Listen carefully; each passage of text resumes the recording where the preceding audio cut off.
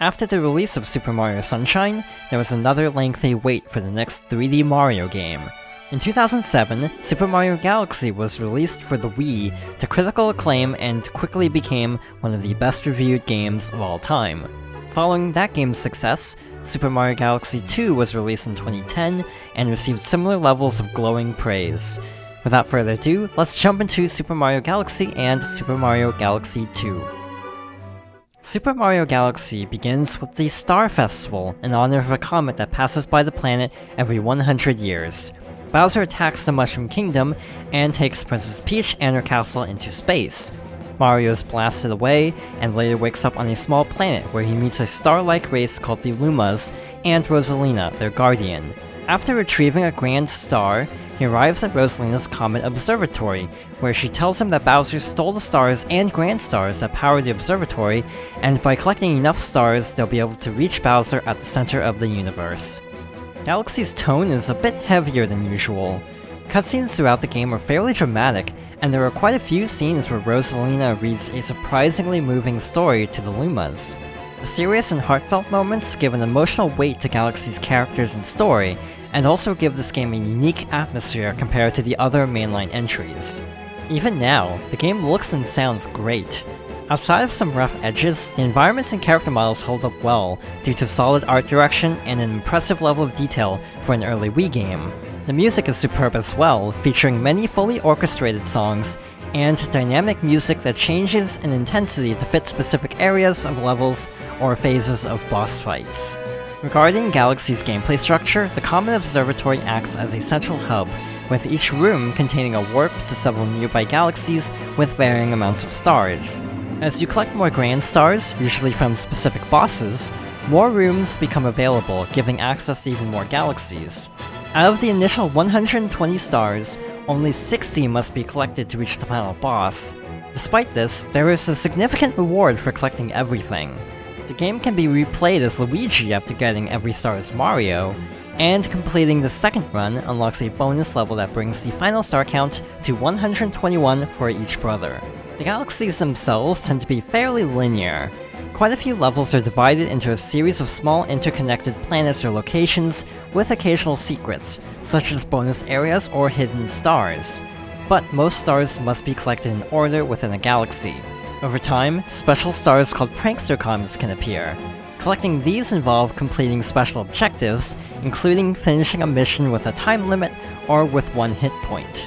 In terms of controls, Galaxy works well for the most part. The long jump returns, but the spin jump and dive are excluded. The main new move is a spin attack that's primarily used to damage enemies or gain extra height after a jump. It can also be used to interact with launch stars, travel between areas, dash in water, ice skate, and more. In general, Mario's movement feels a bit slower than in Sunshine, but it works well with Galaxy's focus on smaller areas and precise platforming. Luigi controls slightly differently than Mario, since he can jump higher but has worse traction and runs out of air faster when underwater. Galaxy also includes a variety of power-ups. Along with the Fire Flower from the 2D games, new ones include the Ice Flower to freeze water on contact, the Bee Mushroom to fly and cling to honeycombs, and the Spring Mushroom to jump high into the air. These add a lot of variety to Mario's moveset and are fun to use, aside from how unwieldy Spring Mario can be. There's also the Life Shroom, which doubles the amount of damage Mario can take, since he only has 3 hit points instead of 8. Being a Wii game, shaking the Wii Remote activates the spin attack, and specific minigames involve motion controls, such as riding on a ball or surfing on a manta ray. The pointer is used to pick up star bits and shoot them to stun enemies or feed Lumas, and interact with pull stars or sling pods to traverse through levels.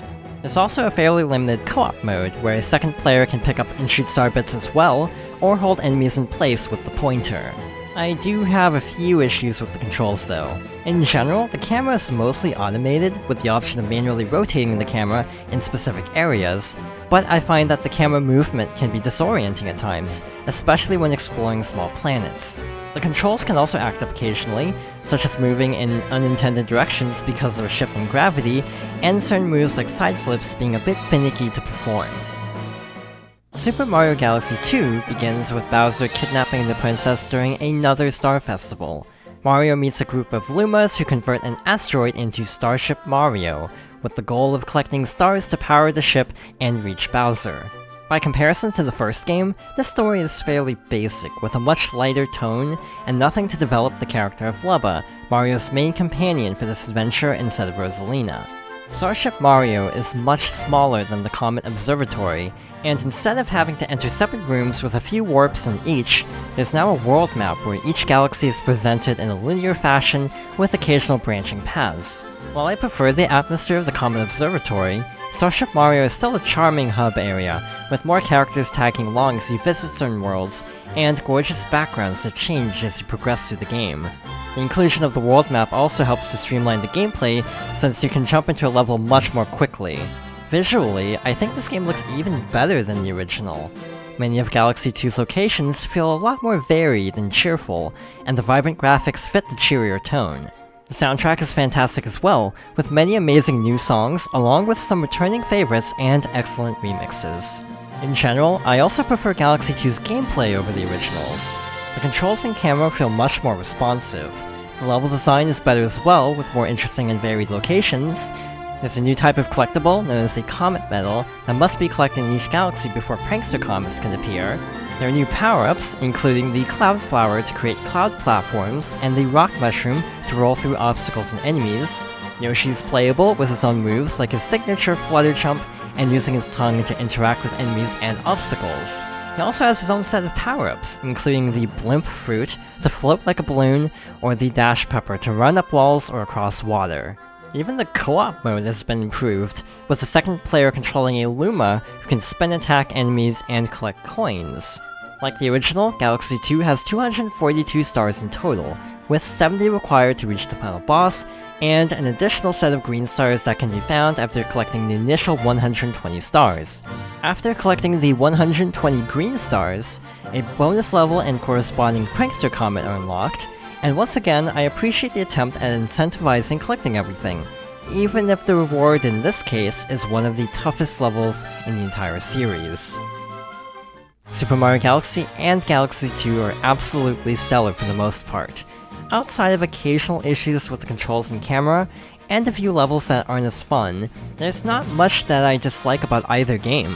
Despite the shift to less open levels, both games are so well crafted and enjoyable that I don't mind the more linear style.